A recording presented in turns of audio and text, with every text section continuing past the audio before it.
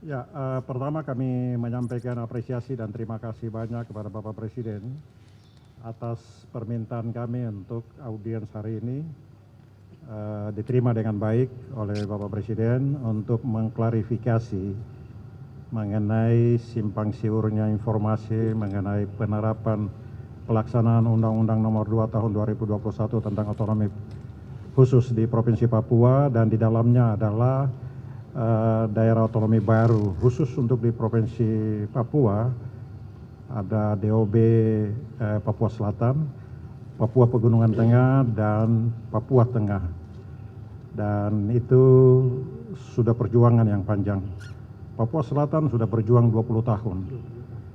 Dan di berbagai daerah juga. Jadi ini bukan hal yang baru muncul tiba-tiba, tapi ini adalah aspirasi murni baik dari Papua Selatan maupun Tabi, Saireri, juga Lapago dan Mepago. Aspirasi yang kita dorong adalah berdasarkan wilayah adat, bukan berdasarkan demo-demo di jalan, bukan.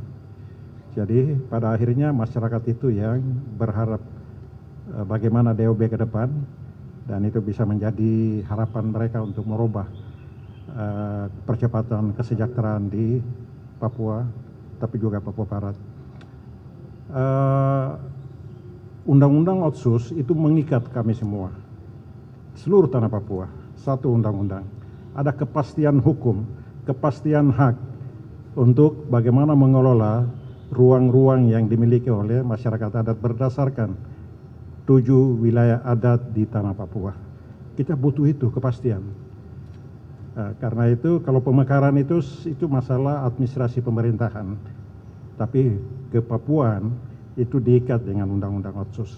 Persoalan kita adalah implementasinya, harus konsisten baik pemerintah pusat maupun pemerintah provinsi, pemerintah daerah.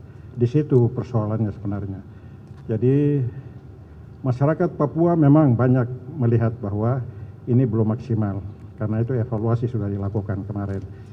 Dia berharap 20 tahun ke depan dalam revisi yang sudah dilakukan ini, dan ini benar-benar harus dipikirkan implementasinya, harus benar-benar sesuai dengan harapan masyarakat. Yang pertama adalah mengenai lahan, kepastian hukum terhadap ruang kelola, hak-hak pemetaan wilayah adat itu, supaya harus ada kepastian hukum terhadap pemilik hak wilayah.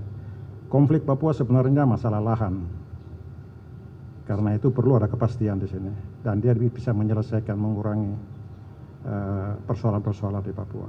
Dan kepastiannya hanya melalui Undang-Undang Otsus. Daerah otonomi baru itu mendekatkan pelayanan publik lebih dekat lagi kepada masyarakat. Karena secara geografis memang ini menjadi hambatan utama. Berapapun dananya diturunkan dalam Otsus, tapi kalau geografis yang sulit seperti yang ada sekarang, itu tetap akan mengalami hambatan-hambatan luar biasa. Karena itu daerah otonomi baru adalah solusi untuk bisa mempercepat kesejahteraan Papua dan Papua Barat. Dan yang terakhir yang kami sampaikan Pak Presiden, tanggal 24 sampai 28 atau 29 Oktober tahun ini akan dilaksanakan Kongres Masyarakat Adat seluruh Indonesia, dari Aceh, Sumatera, Jawa, Kalimantan, Sulawesi, dan kurang lebih 6.000 peserta aktif dengan pameran dan panggung seni budaya. Itu bisa sampai 8.000 orang dari seluruh Indonesia hadir di Papua, ditinggal di rumah-rumah masyarakat adat. Dan Pak Presiden kami minta untuk hadir untuk membuka, dan itu akan terjadi persaudaraan, kekeluargaan.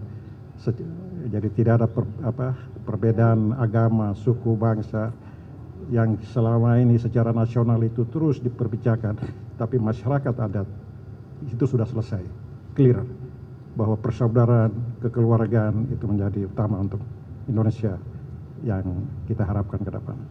Saya pikir itu dari kami. Silakan, mungkin ada tambahan. Tidak ada. Cukup?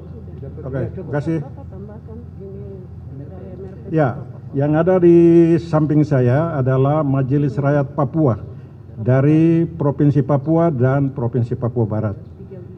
Dan 3 pokja yang ada di situ, pokja adat, pokja agama, dan pokja perempuan. Mereka ada semua. Dan itu sudah clear suara Majelis Rakyat Papua di Tanah Papua. Terima kasih.